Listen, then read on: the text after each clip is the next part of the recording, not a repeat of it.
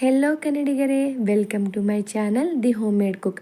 ಇವತ್ತು simple and ಟೇಸ್ಟಿಯಾಗಿ ಆಗುವ ಸ್ವೀಟನ್ನು ತೋರಿಸ್ತಾ ಇದ್ದೀನಿ. ಅದುವೇ ಹುರಿದ ಕಡಲೆಕಾಳು ಬೀಜದ ಸ್ವೀಟ್. ಇದು ಸೂಪರ್ ಆ್ಯಂಡ್ ಸಿಂಪಲ್ಲಾಗಿ ಪ್ರಿಪೇರ್ ಆಗುತ್ತೆ. ನಿಮಗೆ 5 ಮಿನಿಟ್ಸಲ್ಲಿ ಸ್ವೀಟ್ ಪ್ರಿಪೇರ್ ಮಾಡಿ ನಿಮ್ಮ ಕಿಡ್ಸ್ ಕೊಡ್ಬೋದು. ನಿಮ್ಮ ಕಿಡ್ಸ್ ಭಾಳ ಇಷ್ಟವಾಗಿ ತಿಂತಾರೆ. ಅದೇ ಇದರಲ್ಲಿ ಭಾಳ ಪ್ರೋಟೀನ್, ಫೈಬರ್ ರಿಚ್ ಆಗಿದ್ದಾವೆ. ಹಾಗೆ ನಿಮ್ಮ ವೆಯ್ಟ್ ಮ್ಯಾನೇಜ್ಮೆಂಟ್ಗೂ ಹೆಲ್ಪ್ ಆಗುತ್ತೆ. ಒಂದು ಸರಿ ನಿಮ್ಮ ಮನೆಯಲ್ಲಿ ಖಂಡಿತ ಈ ಸ್ವೀಟನ್ನು ಟ್ರೈ ಮಾಡಿ. ಭಾಳ ಸಿಂಪಲಾಗಿ ಆಗುತ್ತೆ ರೀ. ಇದು 3 ಇಂಗ್ರೀಡಿಯೆಂಟ್ಸಿಂದ ಮಾಡುವ ಸ್ವೀಟ್. ಇದರಲ್ಲಿ ಫೈನ್ ಪೌಡರ್ ಮಾಡಿದ ಮೇಲೆ ಇದರಲ್ಲಿ ನಾನು ಸಕ್ಕರೆಯನ್ನು ಹಾಕ್ತಾಯಿದ್ದೀನಿ. ನಿಮ್ಗೆ ಯಾವ ಥರ ಸ್ವೀಟ್ ತಿಂತೀರೋ ಆ ಥರ ಹಾಕಿಬಿಡಿ. ಇದರಲ್ಲಿ ಕಪ್ಸ್ ಥರ ಆ್ಯಡ್ ಮಾಡೋದು ಏನಿಲ್ಲ ರೀ. ನೀವು ಕೈಯಿಂದನೇ ನಿಮ್ಗೆ ಎಷ್ಟು ಅದಕ್ಕೆ ಹಿಡಿಯುತ್ತೋ ಆ ಥರ ಹಾಕ್ಕೊಂಬಿಡಿ. ನಿಮ್ಗೆ ಗೊತ್ತಾಗುತ್ತೆ ಅಲ್ವಾ. ಹೋಮ್ ಮೇಕರ್ಸ್ಗಾದರೆ ಈಸಿಯಾಗಿ ಗೊತ್ತಾಗ್ಬಿಡುತ್ತೆ.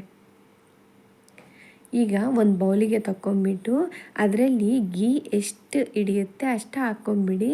ನಮಗೆ ಒಂದು ಚಪಾತಿ ಮುದ್ದೆ ಥರ ಬರಬೇಕು. ಅಷ್ಟು ಕನ್ಸಿಸ್ಟೆನ್ಸಿ ಬರೋ ತನಕ ಸ್ವಲ್ಪ ಗೀ ಹಾಕ್ಕೊತ ಕಲಿಸ್ಕೊಂಬಿಡಿ. ನೋಡ್ತಾ ಇದ್ದೀರಲ್ಲ, ಪೌಡರ್ ಆಗಿರುವುದು ಈಗ ಮುದ್ದೆ ಆಗಿಬಿಟ್ಟಿದೆ. ಈ ಥರ ಗೀ ಹಾಕ್ಕೊಂಬಿಟ್ಟು ಸಣ್ಣ ಸಣ್ಣ ಬಾಲ್ಸ್ ಆಗಿ ಮಾಡಿ ಪೇಡ ಥರ ಶೇಪ್ ಮಾಡ್ಕೊಂಬಿಟ್ಟು ಇದು ನಿಮ್ಮ ಕಿಡ್ಸ್ಗೆ ಕೊಟ್ಬಿಡಿ. ಸೂಪರಾಗಿ ಎಂಜಾಯ್ ಮಾಡ್ತಾರೆ ಅವರು.